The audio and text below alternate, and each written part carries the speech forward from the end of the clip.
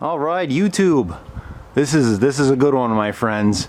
So I was cleaning the gutters out, chipping out frozen leaves because we got 2 inches of rain coming, and I was like, well, that's not good. I don't want issues with water. And I was just walking around checking the gutters and just kind of looking at everything as I walk by, not really thinking of too much. And I was like, hey, wait a second. I'm like, well, that's weird.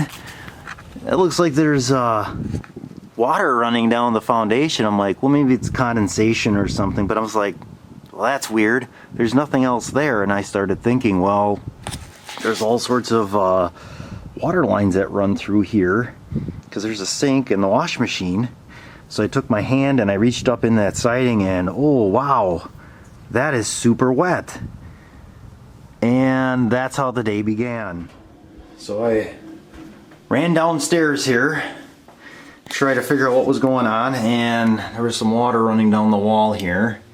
And it's hard to see, and it's part of the reason why you'll see later why things are so not done the correct way. But you can see here, this is wet. And when I looked up, oh boy, I don't even know if you can get up in there. Oh, there you can. You can see there, and those lines to the left there, that's telephone. It's all black. Like, ooh, that's not good. That's definitely been leaking. So what I initially thought was this copper pipe here, which comes out to this thing here. So it goes into this black. So we got black with a rubber coupler that goes into copper, that goes into cast iron. I was thinking, oh man, there's a sink up there, and I bet that I just used that sink and it's leaking. And the supply lines are there, so I pulled the insulation back, check. I'm like, nope, those aren't leaking. I checked underneath the cabinet upstairs. I didn't see anything there either. But this was definitely all leaking. You can see it's leaking way over there, and those are the supply lines to where the wash machine come in, right there. You can see at the top it's kind of black. So I'm just going to turn this dehumidifier back on here and let this thing run full blast, and let's take a look upstairs. So I decided I had to open up the wall. I pulled out the wash machine, and I could tell already that the drywall at the bottom of where this flooring comes up was wet. Pushed the drywall knife here, saw, pushed through like butter, so I knew it was pretty soft. And yeah, and my dad said, well, you got cast, your house was built in '68, you probably have some cast iron in the wall. And he's like, it's probably the threads. And he was dead on. That's exactly what it was. The threads are leaking. So I'll just give you a rundown of what we got going on here. So the pipe, the galvanized pipe that comes down, that's from the vent stack that goes through the roof. This goes over to right over here is like a laundry sink. And that's where I initially thought it was leaking, but like I said, I checked that, and we use this thing maybe once every 4 months or something. It's not much, so the amount of volume isn't enough to cause that. But you come down, there's another T, and that's where it goes through down to the basement. There are those phone lines that come up. You got this here, a piece of galvanized that goes through a double 2x4 because there, of course, there's a window right there. So 1968, with all sorts of home inspections, you're just going to notch out that double 2x4 down to basically nothing and run your pipe instead of running it down to the basement. So galvanize over to cast iron T, or cast iron trap. That's to prevent the sewer gas coming up. Galvanized pipe coming up to the wash machine. And I just got this up here because these stem valves, which I was going to replace at some point, which looks like it's going to get replaced real soon, leaked. That's why this towel's here, but that's where the wash machine then discharges into that galvanized pipe. So right now I'm kind of on hold. I'm not sure if I should do this myself or if I should see if we have some sort of homeowners that's going to cover this. You can see there, the back side of the sheathing there is all wet, and that's why it was running on the outside of the house there. So yeah, I'm not real sure 100%, but the more you look at this, the more you kind of just wonder, like, what the heck?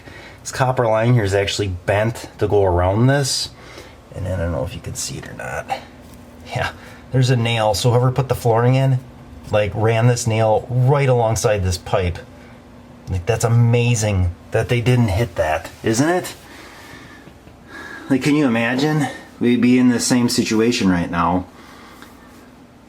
But they did keep, at least they kept the supply lines for the wash machine on this side of the insulation. The insulation was behind, so at least it can't freeze.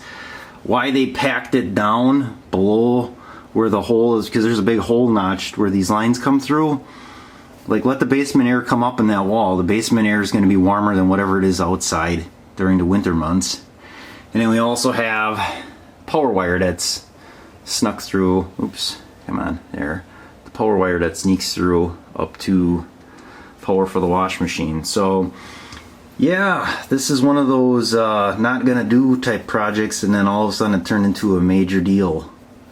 So, I don't know. If I were to do it myself, which I'm not 100% sure I'm going to do, I don't know. I don't want to get into this because I know it's going to be a big deal. The copper I'd probably pull out and run PEX. I would change those stem valves out to ball valves. Everything would be plastic coming down. You could put a plastic trap in there, plastic across if you kept it this way instead of going down, just to keep it original to the work. And then probably would leave this T just because it's not leaking. Thread in plastic, like thread in a plastic sleeve, so you could run plastic down, plastic T, and you could run that over plastic. So, you know, if you put on one of those couplers that thread into the cast, you could do that and then run, you know, plastic down to the basement. I don't know a lot about plumbing code and bringing it up to code. I'm thinking I could do that just to get it back and functional. Like I said, I want to double check with my homeowners just to see, because this whole back side in here is all wet, and I know it's probably wet underneath the floor. So I did put some reference marks back where it's leaking there, or where it leaked against the sheathing with a marker, just to see how much it recedes today. But you can feel the air from the dehumidifier coming up through the hole here, so you would think you got pretty good airflow. I pulled out all the insulation, but yeah, this is less than ideal. In most of my situations, it's less than ideal. The cast pipe, or the galvanized pipe that goes up to the roof, that should hopefully not have any issues. We shouldn't have to do anything with that. I don't think there's any issues between here and the sink. That always looked pretty good. But for whatever reason, that there is definitely an issue. Just look at how terrible that looks. So if you got cast iron in your walls, I just put the house up on the market now before you get this. It's time to sell. It's time to move. Alright, so I tackled a little bit more here myself. Pulled the laundry sink out because that is cast back there. So I couldn't get this loose. This tail part, or it's not tail, part of the P-trap would not come off that piece of galvanizing. So, and there were no shut-offs, and we just went through a whole thing with getting shut-off valves. I put compression fittings on those. I don't know, I sweated the first one on, a sweat fitting, and there was like plastic inside there, and I don't know, I must have got too hot, and the quarter turn just wouldn't quarter turn, so I went with that instead. This video is probably going to be in multiple parts. We're not going to get this all done in one part. So as I was trying to get that tail piece loose, I actually moved this enough where that piece just actually split right off.